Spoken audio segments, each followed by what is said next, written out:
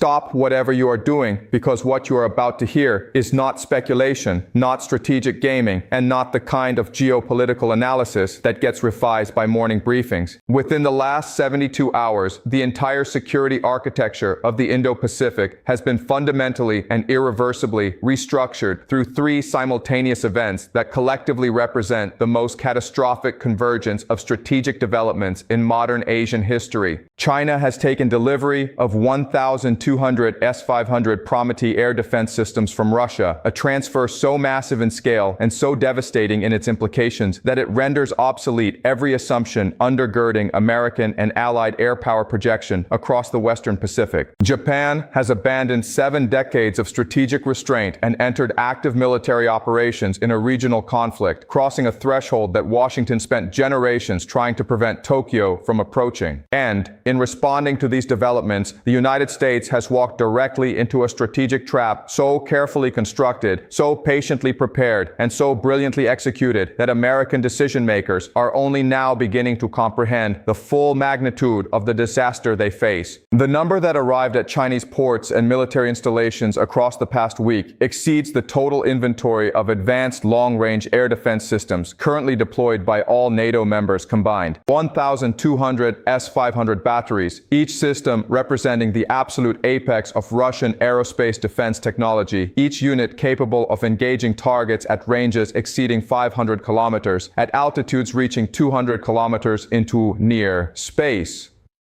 and with simultaneous tracking capacity for up to 10 hypersonic threats, executing terminal phase maneuvers at velocities exceeding Mach 15. This is not incremental capability enhancement. This is not gradual military modernization. This is the overnight transformation of Chinese air defense architecture from regionally formidable to globally dominant, creating an integrated aerospace denial zone spanning from the first island chain deep into the second island chain and extending air defense coverage across virtually every American military installation, Allied airbase, and carrier operating area throughout the Western Pacific theater. If this channel has been giving you the analysis that cuts through the manufactured narratives of official briefings and the sanitized assessments of mainstream defense commentary, now is the moment to ensure you never miss an update. Subscribe, activate notifications, and share this analysis with everyone in your network who understands that what happens in the next weeks will determine the strategic balance of the entire century. The decisions being made right now, the deployments being executed at this moment, and the commitments being locked into place as these words are spoken will shape whether American military power retains any meaningful projection capability across the Pacific, or whether 70 years of strategic investment collapses into strategic irrelevance. The S-500 Prometei represents technology that fundamentally alters engagement geometry across every domain of aerospace warfare. Unlike earlier generation systems optimized against ballistic missile threats following predictable trajectories, the S-500 was designed specifically to counter hypersonic glide vehicles, maneuvering re-entry platforms, and low observable cruise missiles executing terrain-masking flight profiles. The system integrates multiple radar architectures operating across different frequency bands, creating layered detection envelopes that defeat stealth characteristics optimized against single-spectrum threats. The engagement envelope extends from surface level to the edge of space, creating no altitude sanctuary for penetrating aircraft. The reaction time from target acquisition to missile launch measures in single-digit seconds, compressing decision cycles below human cognitive processing thresholds. When 1,200 of these systems are deployed in overlapping coverage zones optimized through centralized battle management networks, the result is aerospace denial architecture that makes traditional suppression of enemy air defenses doctrine operationally impossible. American sea tactics developed over decades of conflict against Soviet-era systems assume defenders operate in isolated batteries with limited coordination and predictable engagement sequences. Against integrated S-500 networks sharing real-time targeting data through hardened communication links and employing coordinated salvo engagement doctrine, CAD aircraft attempting to prosecute defense suppression missions face mathematical impossibility. Each aircraft attempting to target air defense defense radars must penetrate engagement zones covering hundreds of kilometers, face simultaneous targeting from multiple battery positions, and execute evasion against missiles traveling at hypersonic velocities with terminal phase maneuverability exceeding anything Western aircraft were designed to counter. The operational implications cascade across every dimension of American military planning for Pacific contingencies.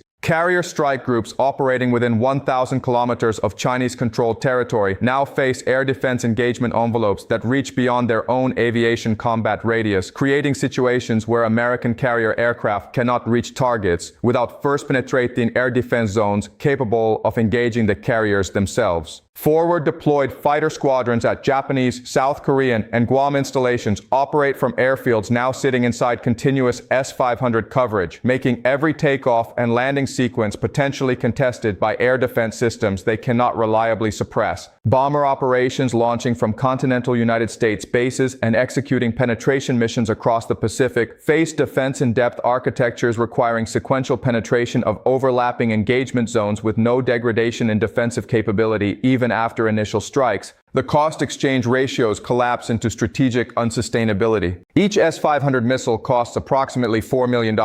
Each American stealth fighter costs between $90 and $120 million.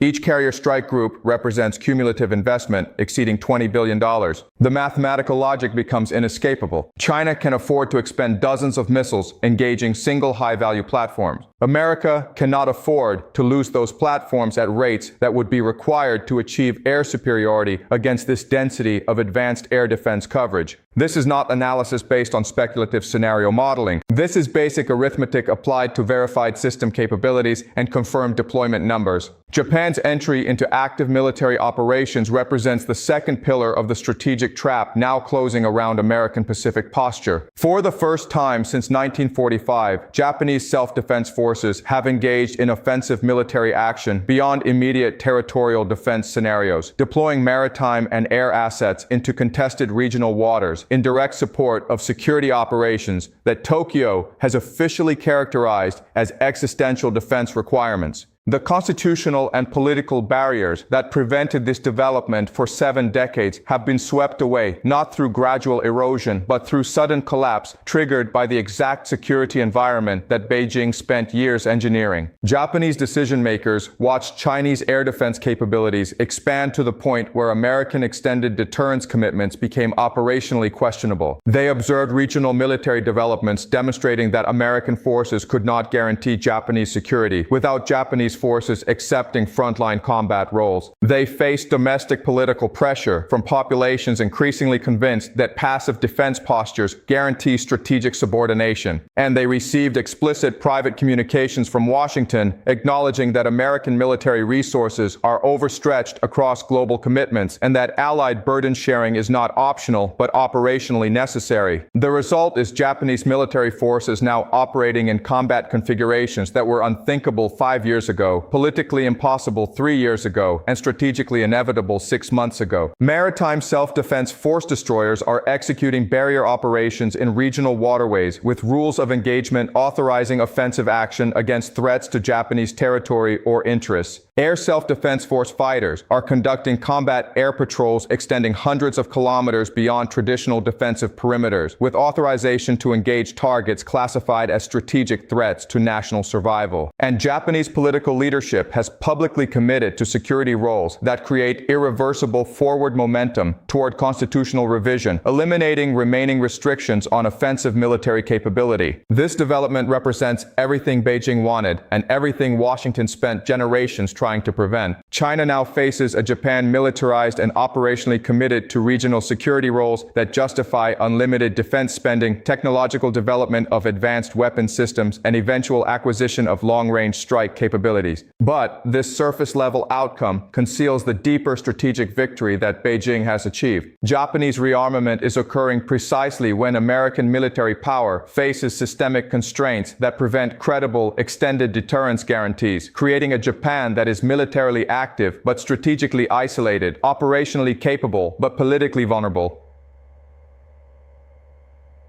and technically advanced, but economically dependent on the regional trade architecture that China increasingly controls. Washington walked directly into this configuration through decision-making that prioritized short-term alliance burden sharing over long-term strategic architecture. American defense planners spent years pressuring Tokyo to increase defense spending, expand military roles, and accept greater responsibility for regional security. They achieved this objective exactly when American military resources are least able to provide the backing that would make Japanese military action strategically viable rather than strategically suicidal. Japan now possesses military capabilities that create Chinese threat perception, justifying unlimited military expansion while simultaneously lacking the independent strategic depth to survive prolonged confrontation without American support that cannot be reliably provided. The third element completing the strategic trap is the American response pattern that Beijing counted on and that Washington has delivered with mathematical predictability. Faced with Chinese air defense expansion and Japanese military activation, the United States has committed additional carrier strike groups to Western Pacific deployments, accelerated forward basing of strategic bombers to regional installations, and announced expanded military exercises demonstrating alliance cohesion and power projection capability. Every one of these responses plays directly into the operational environment that Chinese strategic planning was designed to create. Additional carrier deployments concentrate American naval power in precisely the maritime zones where Chinese air defense coverage is densest and where carrier aviation faces maximum operational constraint. Forward bomber deployments place high-value strategic assets on air bases sitting inside the engagement envelopes of the air defense systems that were deployed specifically to hold those bases at risk. Expanded alliance exercises demonstrate capabilities while simultaneously revealing operational limitations and alliance coordination vulnerabilities that Chinese intelligence services are documenting in comprehensive detail. The strategic trap operates through making American strengths into operational vulnerabilities. Carrier strike groups that represent mobile power projection in uncontested environments become high-value targets in contested aerospace. Forward deployed forces that provide rapid response capability in permissive conditions become hostages to fortune when operating inside integrated air defense zones. Alliance structures that distribute burden in stable environments create coordination complexity and decision-making paralysis during crisis escalation. China has constructed a security architecture where American military responses to Chinese capability expansion accelerate rather than arrest the erosion of American strategic position. Every carrier deployed concentrates naval power into air defense engagement zones. Every bomber forward base creates additional targets inside Chinese strike envelopes. Every alliance exercise reveals coordination dependencies that can be exploited during actual conflict, and every demonstration of American military capability occurs within operational parameters defined by the air defense architecture that makes those capabilities increasingly irrelevant. The 1,200 S-500 systems represent not merely tactical capability, but strategic architecture designed to transform American military strengths into structural weaknesses. These systems create aerospace denial zones that make carrier aviation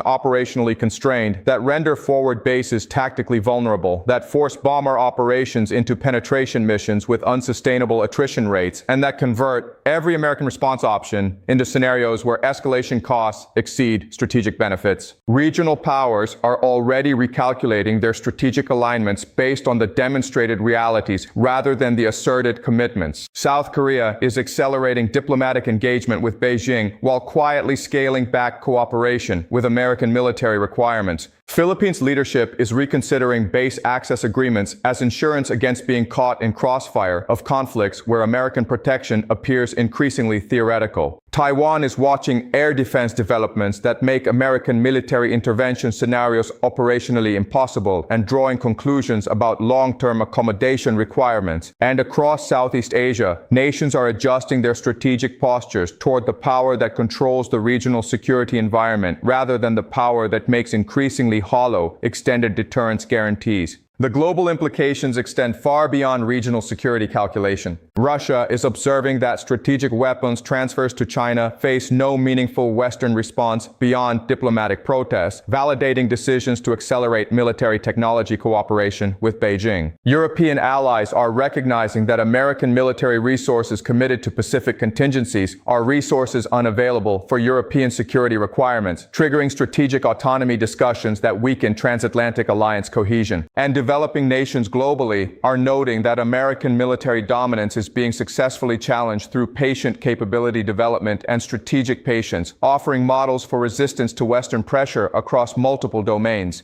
The United States faces strategic dilemmas with no viable resolution pathways. Military responses to Chinese capability expansion concentrate American forces into the exact operational environment where those forces are most vulnerable. Diplomatic efforts to constrain Chinese military development occur after the decisive capabilities have already been deployed and integrated. Alliance coordination mechanisms designed for stable security environments break down under the stress of rapid capability shifts and escalating crisis dynamics.